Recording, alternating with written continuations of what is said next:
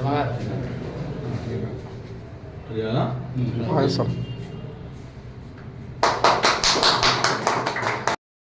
ఒక శుభదినంగా చెప్పుకోవచ్చు. ఎందుకంటే భారత గణతంత్ర దినోత్సవాన్ని 77వ దినోత్సవాన్ని జరుపుకున్న వేళ భారత రాజ్యాంగాన్ని అధికారికంగా అమలు తీసుకొచ్చిన రోజు జరుపుకున్న వేళ ఆ శుభదినాన సూర్యాపేట ప్రెస్ క్లబ్ మన అతిథుల చేతులుగా ప్రారంభించుకోవడం అందరికీ ఆశ్చర్యం అభినందనీయం అనిపిస్తుంది. దామోదర్ రెడ్డి గారు ఎమ్మెల్యేగా ఉన్న సమయంలోనే అఫీషియల్గా 70 మందికి ఇంటి స్థలాలు ఇవ్వడం జరిగింది. అఫీషియల్గా పిలిపించి ఎంఆర్ని అక్కడ కూర్చోబెట్టి ఒక సభ ఏర్పాటు చేసి అధికారికంగా ఇచ్చారు. ఇంతవరకు సూర్యాపేట అధికారికంగా ఇచ్చిన తర్వాత ఇంతసారి ఇచ్చిన చెప్తున్నారు, పోతున్నారు, ఎవరికి ఇస్తున్నారు, ఎక్కడికి ఇస్తున్నారు, అఫీషియల్గా ఎక్కడ నోటిఫికేషన్ కాలేదు, చేయలేదు. అఫీషియల్గా జరిగిన కార్యక్రమం నేను 32 సంవత్సరాలు విజయంగా దామోదర్ రెడ్డి గారు ఆయన మాత్రమే జరిగిందని స్పష్టంగా చెప్పగలను. అదేవిధంగా ఇప్పుడు మనకు అనుకూలమైన ప్రభుత్వం వచ్చింది. జర్నలిస్టు సమస్యలు అర్థం చేసుకున్న నాయకులు ఉన్నారు, ఇక్కడ స్థానికంగా కూడా ఉన్నారు. వారికి మన సమస్యలు తీసుకోవాలి. మనం అడిగేది ఏమో కాదు, ఒక ఇంటి స్థలం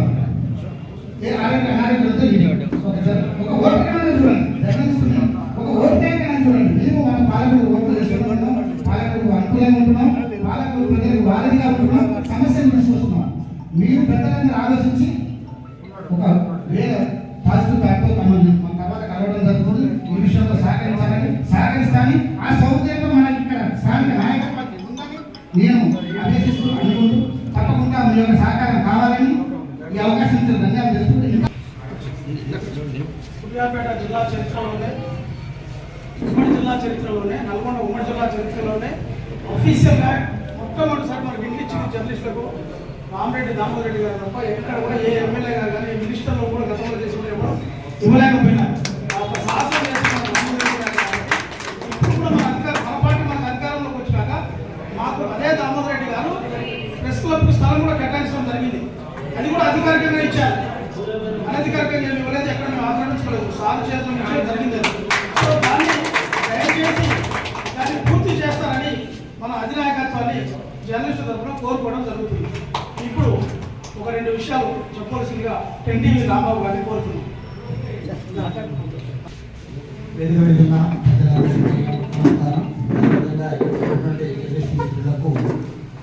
శుభాకాంక్షలు. ఒక డిస్టర్బెన్స్ జరిగిన ఒక ప్రశ్న ఒక ఓటింగ్ లేదు, ప్రధాన పత్రికలు ఒక దగ్గర టీవీలు ఇలాంటి కొంత డిస్టర్బెన్స్ జరిగింది. అయినప్పటికీ మీరు ముందడిగేసి నేను ఒకటి ప్రశ్నకు ప్రారంభించుకుంటున్న సంతోషం సార్. అందరు కలిసి చేసుకుంటే ఇంకా బాగుంటుంది. ఒకటే ప్రశ్న సూర్యాపేట ఉండాలని కూడా నా కోరిక. కాబట్టి నేను అందరికి విజ్ఞప్తి చేస్తున్నా, సూర్యాపేట ఒకటే ప్రశ్న ఉండాలి సార్. కొంత మీకు మెంబర్షిప్ ఎక్స్పీరియన్స్ 10 years అని పెట్టుకోవడం జరిగింది. అక్కడ ఇంకొక ప్రశ్నకు సంబంధించి అది తజపడిన జరుగుతుంది. మెంబర్షిప్ కూడా స్టార్ట్ చేయలేదు అక్కడ. అయితే అందరం కలిసి ఒకటే ప్రశ్నలో ఉన్నాము. దామోదర్ రెడ్డి గారు ఏదైతే స్థలం కేటాయించారో దాంట్లో కూడా బిల్డింగ్ ఏర్పాటు చేసుకొని అందరికీ మనకంటే ఒక వేదిక చూసుకున్నాం.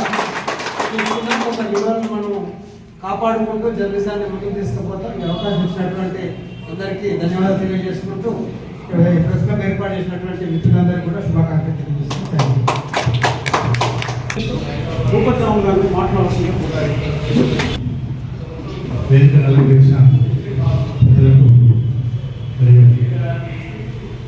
జర్నలిస్టులకు పార్టీ నాయకులకు కార్యకర్తలందరికీ గణతంత్ర దినోత్సవ శుభాకాంక్షలు. ఈ కార్యక్రమం అనేది చాలా శుభమైంది. ఎందుకంటే 30 ఏళ్ళ నుంచి నేను పెట్టినా ఇప్పుడు 4-5 ప్రెస్ క్లబ్ ఆవిర్భవించాను. కానీ రకరకాల చరిత్ర ఉండేది. అందులో ముఖ్యంగా ఏంటంటే మొన్నటి వరకు 2014 వరకు ఏ సంఘాలు ఎక్కడ ఉన్నా అందరూ కలిసే ఉండేది. 4-5 సంఘాలు, మీడియా సంఘాలు 4-5 వేరు ఉన్నా ఇక్కడ ప్రెస్ క్లబ్ పార్టీకి ఒకసారి కలిసే ఉండేది. ఆ తర్వాత 14 తర్వాత అందులో విభేదాలు వచ్చాయి. విభేదాల కారణాలు రాజకీయంగా సరే విమర్శించడం అనేది కాదు. కానీ మీడియా మిత్రులు ఇళ్ల పాట కోసం ప్రజాప్రతినిధి దగ్గరికి అయితే ఆడ ప్రభుత్వం ఖాళీ స్థలాలను ఇప్పుడు చేసుకోబట్టి చూసుకోవడం అంటే ఇప్పుడు వాళ్ళకు నూకలు పుట్టడం లేకుంటే అధికారికంగా అంత బిలో పావర్టీ జర్నలిస్ట్ అంటే దాదాపుగా బిలో పావర్టీ ఎక్కువ ఉంటుంది. పేదరికానికి సంబంధించిన వాళ్ళు ఉంటారు కాబట్టి ఒక రెవెన్యూ అధికారిని కూర్చోబెట్టి ప్రభుత్వ భూములు ఎవరెవరు ఆక్రమించుకుంటారు. ఇలా అందరికీ తెలిసిన విషయాలు ఆక్రమించుకున్న వార్తలు కూడా మనమే రాశాం. అలాంటి పేదలమైన మనం ఓటర్లకు ఇచ్చినట్లే కనీసం జర్నలిస్టులు కూడా ఒక 200 గజాలు ఇస్తే ఎంత బాగుంటుంది.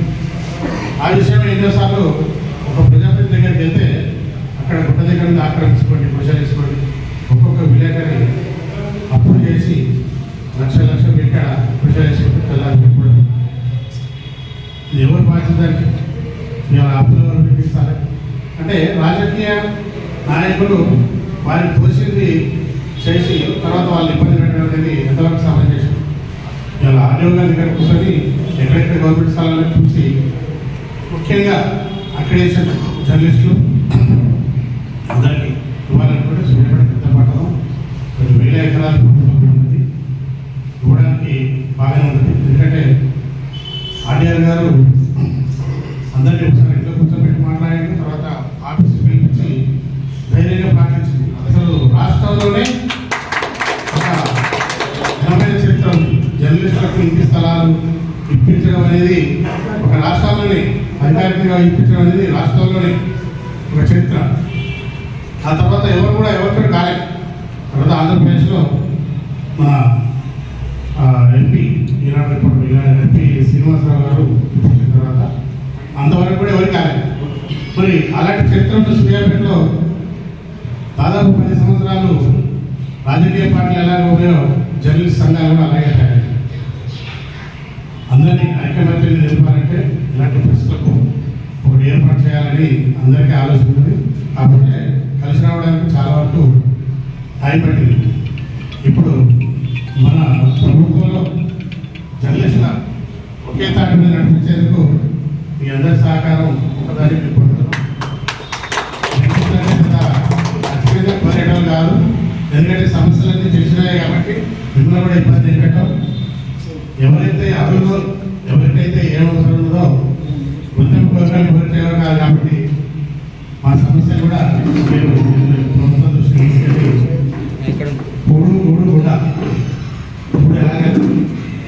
గుడ్డ ఎలాగే ఒక ఇంటి స్థలము ఆరోగ్యపరంగా హెల్త్ కార్డు విషయంలో కూడా వేనారెడ్డి సార్ చెప్పిన దాంట్లో అన్ని వాస్తవాలు ఉన్నాయి. అతను చేసినటువంటి చెప్పగలిగారు. ఇక్కడ మేమేంటంటే ప్రత్యక్షంగా అనుభవిస్తున్నాం. ఈరోజు మా అందరికీ కూడా ఆ రోజు ప్లాట్లు అధికారికంగా ఇచ్చినటువంటి ప్లాట్లు ఇవి మాకు. మేమందరం ఆ రోజు కలిసిమెలిసి ఉన్నాం. మాలో ఆ రోజు ఐక్యత భావం తీసుకురావడానికి, మాలో చెడగొట్టడానికి కూడా చాలా మంది ప్రయత్నం చేసి ఆ రోజు నా మీదనే ఎన్నో వేనారెడ్డి సార్కి, దామోదర్ రెడ్డి సార్కి ఎన్నో కావాలి నా మీద ఎక్కించి చెప్పారు. ఆ రోజు ఆయన నేను భయపడలేదు. సార్ వాళ్ళని కలిశాను, జరిగిన సంఘటనలు మొత్తం కూడా వివరించాను. ఇవి వివరించిన తర్వాత మా అందరికీ అంజనాపురి వజ్రా వెంచర్ దగ్గర 7 మందికి ప్లాట్లు వచ్చినటువంటిది ఆ రోజు స్టాఫర్లు అడ్డం పెట్టుకొని ఆ తర్వాత సార్ని ద్వారా 12 మంది అక్కడ తీసుకొచ్చుకున్నారు. మొత్తం 20 మంది అక్కడ తెచ్చుకున్నాం. ఆ తర్వాత ఇంకా వేరే వాళ్ళని అడ్డం పెట్టుకొని సార్ల దగ్గరికి వెళ్ళి అక్కడ 180 ప్లాట్లు ఇచ్చిన చరిత్ర కూడా రామరెడ్డి దామోదర్ గారు చెప్తున్నారు. ఎందుకంటే మీకు గతంలో జరిగినటువంటి సంఘటన తెలియదు. మీరు ఏమనుకుంటున్నారంటే ఈరోజు ఆ పత్రిక ఈ రోజు లోగో పట్టుకోను లేకపోతే నేను విలేకరికి పోయి అక్కడ కూర్చుంటే కాదు. సార్ చెప్పినట్టుగా వాళ్ళకి మనం అనుకూలంగా ఉండాలి.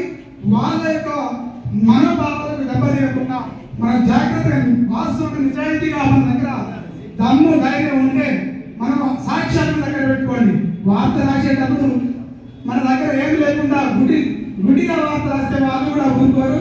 మనం కూడా ఇప్పుడు మనకు ఈ మా సార్లు ముందుగా సర్వోన్నత సార్ మాట్లాడే ముందు చెప్పేది ఏంటంటే మేమందరం ఐక్యత కోసం పోరాటం చేయడం కోసం ఈ ప్రెస్ క్లబ్ అనేటువంటి మనం తీసుకొచ్చిన వేనారెడ్డి సారు, సర్వోన్నత రెడ్డి సారు, మిగతా అందరి నాయకుల యొక్క సహకారంతో ఈ ప్రెస్ క్లబ్ అనేటువంటి శాశ్వతంగా మీరే మాకు కట్టించాలనేటువంటిది మరి తమని వేడుకుంటున్నాం సార్. గతం సంఘటనలు చాలా ఉన్నాయి.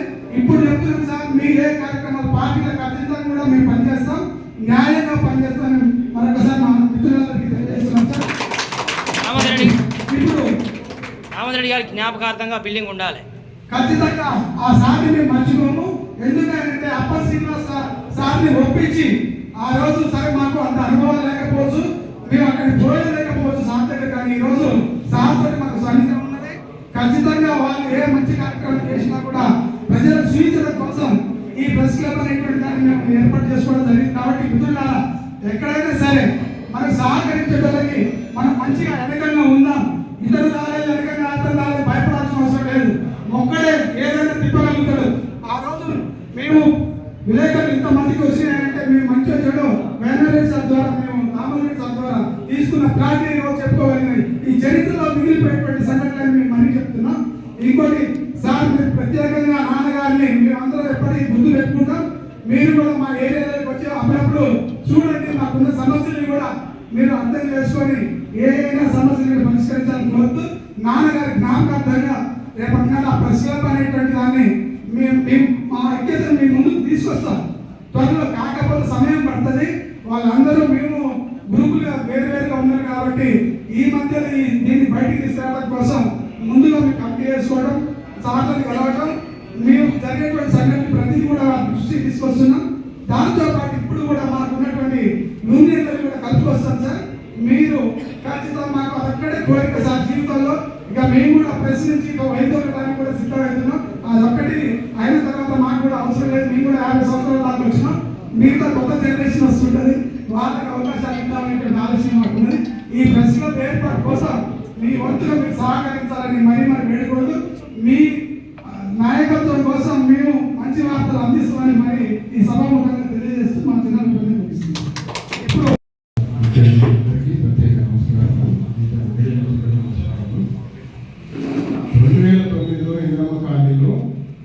రామరెడ్డి గారి హయాంలో ప్లాట్ ఇచ్చినప్పుడు అప్పటి నుంచే భయంకరమైన రాజకీయ నాయకుల్లో కంటే రాజకీయ పార్టీలో కంటే భయంకరమైన రాజకీయాలు, పనికిమాలిన రాజకీయాలు మా మీడియా రంగంలో జరిగాయి. మొదటి లిస్టులో నా పేరుంది. అప్పుడు మొదటి లిస్టులో నా పేరుంది. నా పేరు లిస్టు మారింది అని రెండో లిస్టుకి వచ్చేసరికి నా పేరు మాయం చేసి, అట్లా చాలా మంది పేర్లు మాయం చేశారు, ప్లాట్లు మాయం చేశారు. దానికి మేము బలైనాం. అప్పుడు ఆ టైంలో అప్పటి నుంచి మాలో కసి పెరిగింది. నెక్స్ట్ ఇంకోటి ఏంటంటే సార్, మీ దృష్టికి తీసుకొస్తున్నాం, సూర్యాపేట కొంతమంది మాత్రమే ఆధిపత్యం చలాయించాలి, ఎప్పుడు మేమే ఉండాలి, మా నాయకత్వంలోనే జరగాలి, మేము ఏం చెప్తే అదే జరగాలి. ఈ మిగతా వాళ్ళందరూ కూడా ఇక మేము కుసమంటే కుసంలో నిలబడాలని చెప్పేసి ఆలోచనతో చేస్తున్నారు. 2004 సనత్ నగర్లో ఆంధ్రజ్యోతి పత్రికలో నా మీడియా రంగంలో నేను ఎంటర్ సార్. ఆ తర్వాత 2008 సూర్యాపేటలో ఆంధ్రప్రభలో, అప్పటి నుంచి నేను సూర్యాపేటలో రిపోర్టర్గా పనిచేస్తున్నా. ఆనాటి నుండి ఈనాటి వరకు పలానా యాదగిరికి నాతోటి ఉన్నటువంటి వాళ్ళకు ఒక ఇల్లు ఇప్పిద్దాము, ఒక అక్రిడేషన్ ఇప్పిద్దాము, ఇట్లా గుర్తించుదామన్న ఆలోచన రాకుండా ఎంతసేపు ఎవడైతే కొమ్ము కాస్తున్నాడో, ఎవడైతే జేజేలు కొట్టున్నాడో వాళ్ళని మాత్రమే గుర్తిస్తున్నారు. కానీ జేజేలు పెట్టడం, కొమ్ము కాసేటోళ్ళకు ఇట్లాంటి తత్వం నాకు లేదు. కాబట్టి నేను ఖచ్చితంగా అందరూ సంఘటనగా ఉండాలి అని చెప్పి ఆలోచనతో ఒక యూనియన్ పెట్టడం జరిగింది. ఆ ప్రెస్ క్లబ్కు ఒక రూపం తీసుకురావడం జరిగింది. పెద్దవాళ్ళైనా చిన్నవాళ్ళైనా ఎవరైనా కానీ ముందుగా కలిస్తే ఖచ్చితంగా కలిసి వస్తారు. పెద్దల నాయకత్వం ఇప్పుడు అధికారంలో ఉన్న ప్రభుత్వ హయాంలోనే మరి ఇక్కడికి వచ్చి వాళ్ళని పిలిపించి మనం ముందుకు నడిపిద్దాం. ఖచ్చితంగా మీడియా మిగతా మిత్రులు అందరూ కూడా వస్తారు అని చెప్పేసి ఒక ఆలోచనతో నేను చేయడం జరిగింది. 2017లో మరి ఈ ప్రెస్ క్లబ్ అప్పుడు పాత భవనం కొనబెట్టి ఇప్పుడు మాకు 17వ నెంబర్ ఇచ్చింది. బాగా గుర్తుంది నాకు. సరే 10 సంవత్సరాలు మా పరిస్థితి ఆగమే గోచరం. చెట్టుకొకరు, పుట్టకొకరు, ప్రైవేటు భవనాల కింద రకరకాలుగా మా బాధలు ఒక రకంగా కాదు. అయినా కానీ అట్లనే బతుకుతాం, కానీ మేము ఇట్లనే బతుకుతాం అనే ఆలోచన కానీ చైతన్యం రాలేకపోతుంది. దయచేసి పెద్దల దృష్టికి తీసుకొస్తున్నాం. ఇప్పుడు కొంతమంది అప్పుడు కోల్పోయిన ఇల్లు కానీ ఏవైనా కానీ కాస్త తమరు పెద్దవాళ్ళు చేసుకొని మమ్మల్ని గెలిపెట్టాల్సిందిగా కోరుతున్న అవకాశం ఇచ్చిన నమస్కారం.